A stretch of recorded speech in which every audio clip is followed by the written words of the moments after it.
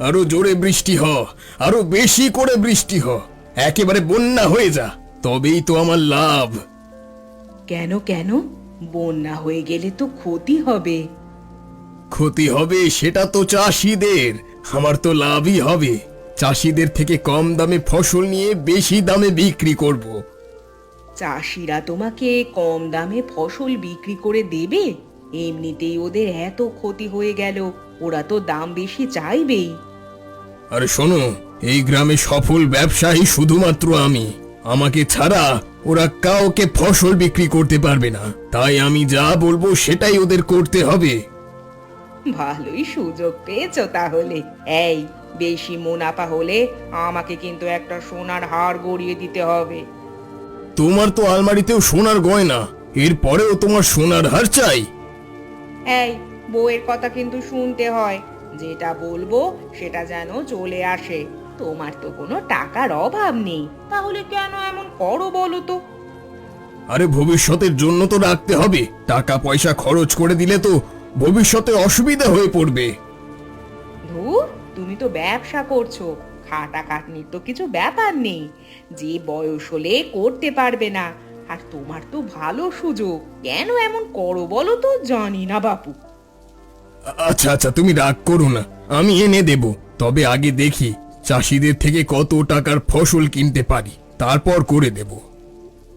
এই তো আমার সোনা বর।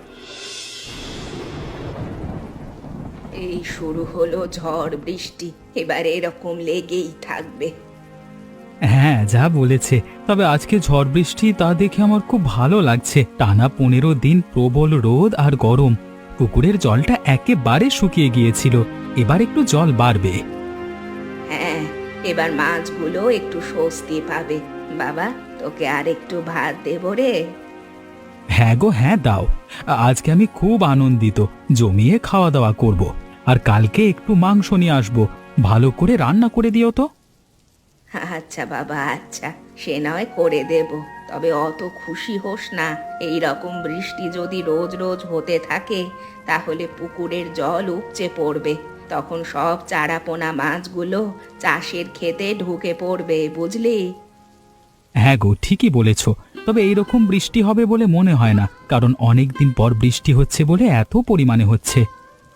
আবহাওয়া কেউ বুঝতে পারে না, বুঝলি তো?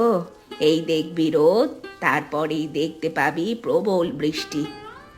তাহলে এক কাজ করব, পুকুরের ধারগুলো একটু বেশ ভালো করে কোদাল দিয়ে কুপিয়ে গভীর করব, তাহলে আরো বেশি পরিমাণে জল ধরবে। হ্যাঁ, সে তো ভালো হবেই, তার জন্য অথবা লোক লাগাতে হবে। আর এখন তো তোর হাতে টাকা পয়সা নেই, এই তো মাছ ছেড়েছিস, এক্ষুনি এসব করা সম্ভব? দেখি না কিছুদিন, তারপর ব্যবস্থা নেব।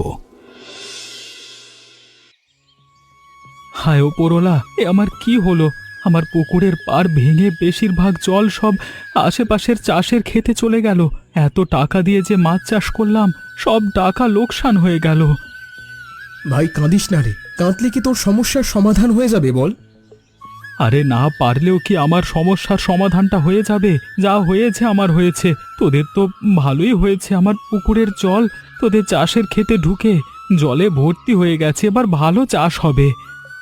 ভাই কাঁদিস না, হ্যাঁ মানছি আমাদের ভালো হয়েছে, তবে তোর ক্ষতি হোক আমরা এটা চাই না।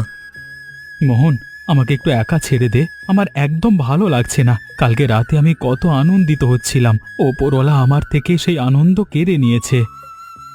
ভাই তুই কান্নাকাটি না করে সমস্যার সমাধানের ব্যাপারে ভাব, এতটাও দুর্বল হয়ে পড়িস না। তুই একটা পুরুষ, চাষের কাজে আমাদেরও কত ক্ষতি হয় বলতো, তারপরেও তো আমরা চাষবাস করে যাই। কি করব?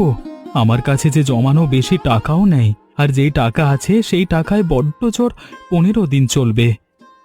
15 দিন মানে অনেক, 15 দিনের মধ্যে কত কি হয়ে যেতে পারে তুই জানিস? একটু খরচ কম করে সংসার চালা, একটু কষ্ট কর,